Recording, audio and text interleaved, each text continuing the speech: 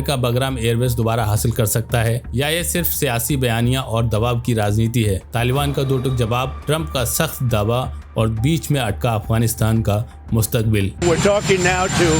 Afghanistan, and we want it back, and we want it back soon, right away.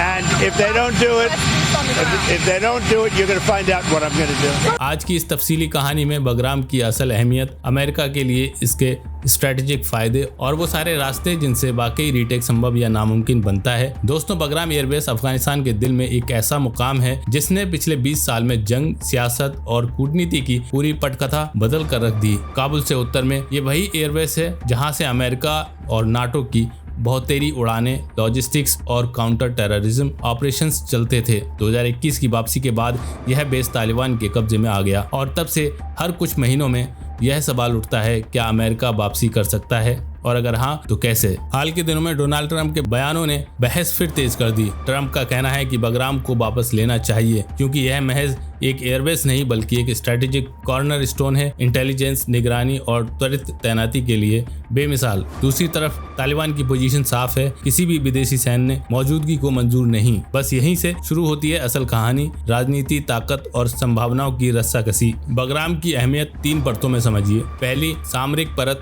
लंबी runway, भारी airlift और ऐसे infrastructure की उपलब्धता जो बड़े ऑपरेशंस को मिनटों में मूव करा दे। दूसरी, ऑपरेशनल परत, इंटेलिजेंस, सर्विलांस और रिकॉनिसेंस यानी ISR के लिए यह एक संदेश, यह एक आदर्श हब है जिससे आतंक विरोध कार्रवाई या आपातकालीन निकासी जैसे मिशन तेजी से अंजाम दिए जा सकें। तीसरी, प्रतीकात्मक परत, अमेरिका के लिए बगराम वापसी 2021 की वापसी बहस को उलटने की तरह है। एक तरह का संदेश कि वाशिंगटन अभी भी इस भू राजनीतिक चौखट पर निर्णायक भूमिका निभा सकता है। ट्रंप के सियासी नैरेटिव में बगराम का नाम आना यूं ही नहीं है, उनके लिए यह ताकत का इजहार भी है और 2021 की अफरा तफरी का जवाब भी। चीन पर निगरानी का तर्क, ISIS के जैसे खतरों पर तेज प्रतिक्रिया की जरूरत और घरेलू राजनीतिक में मजबूत इमेज, ये तीनों कारक बगराम को एक आकर्षक मुद्दा बना देते हैं। ट्रंप की शैली हमेशा से हाई इम्पैक्ट सिग्नलिंग पर टिकी रही है। बड़े बयान, स्पष्ट लक्ष्य और सख्त पोजीशनिंग, बगराम उन्हीं तीनों का संगम है। वॉशिंगटन के दृष्टिकोण से बगराम एक मल्टी डोमेन एसेट है। यह सिर्फ एक रनवे नहीं, यह एक लॉन्च पैड है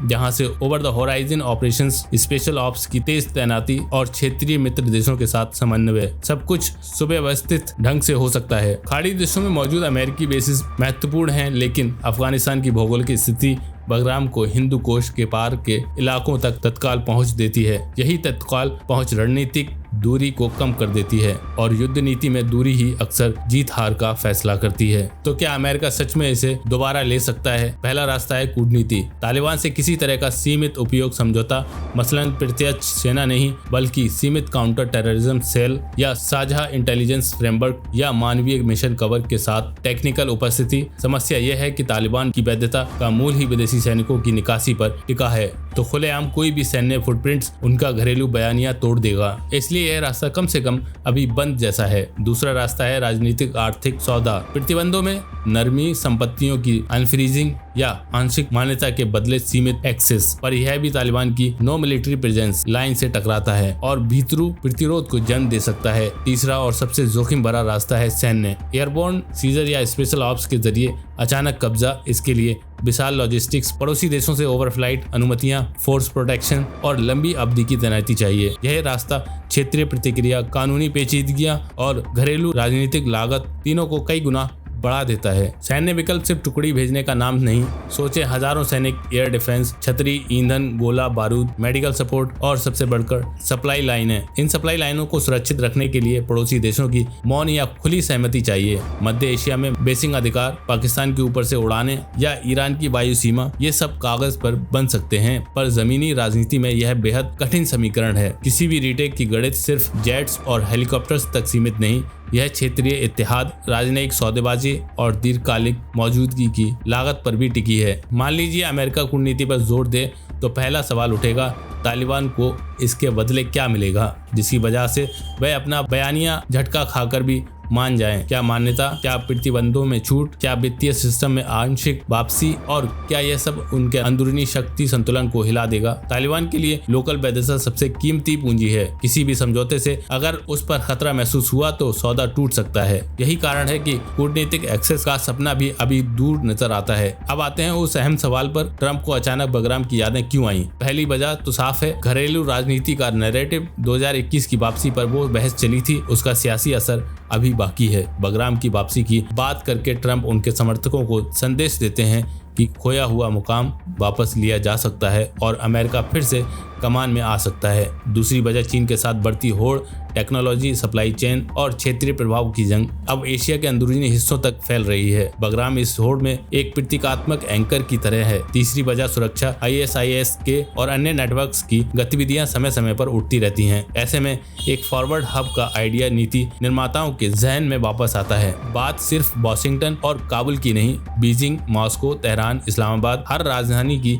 अपनी गणना है। चीन के लिए अमेरिकी बेसिंग उसकी पश्चिमी सीमा के करीब एक निगरानी चौकी जैसा महसूस होगा। रूस क्षेत्रीय प्रभाव के लिहाज से खुश नहीं होगा। पाकिस्तान के लिए यह एक नाजुक संतुलन का खेल है। ओवरफ्लाइट हो या राजनीतिक संदेश, हर कदम की कीमत है। भारत के नजरिए से अफगानिस्तान में स्थिरता और आतंक विरोधी ढांचे महत्वपूर्ण है, लेकिन किसी भी अचानक सैन्य दखल की क्षेत्रीय उथल पुथल को नजरअंदाज नहीं किया जा सकता। कुल मिलाकर क्षेत्रीय रुख अभी किसी सौम्य अमेरिकी वापसी के लिए मुफीद नहीं दिखता। अमेरिका के भीतर सवाल हल्के नहीं। क्या कांग्रेस समर्थन देगी? क्या जनता एक लंबी तैनाती को स्वीकार करेगी? क्या पेंटागन के लिए लागत लाभ का समीकरण वाकई पॉजिटिव निकलेगा? और क्या अंतर्राष्ट्रीय कानून और वैधता के मानकों पर यह कदम टिक पाएगा? ये सारे सवाल किसी भी ऑप्शन को मजबूत होने से पहले कड़ी परीक्षा में डाल देते हैं। अल्पकाल में सबसे मुमकिन यही लगता है कि बगराम दबाव रणनीति का प्रतीक बना रहे, बयानों, संकेतों और बैक चैनल बातों तक सीमित। मध्यम अवधि में अगर अफगानिस्तान के लिए मानवीय और आर्थिक पैकेजों पर तालमेल बढ़ता है तो कोई बहुत सीमित तकनीकी या राजनीतिक उपस्थिति की बात उठ सकती है, मगर खुले सैन्य फुटप्रिंट की इजाजत फिलहाल दूर की कौड़ी लगती है। दीर्घकाल में सियासी लैंडस्केप बदलने पर समीकरण बदल सकते हैं,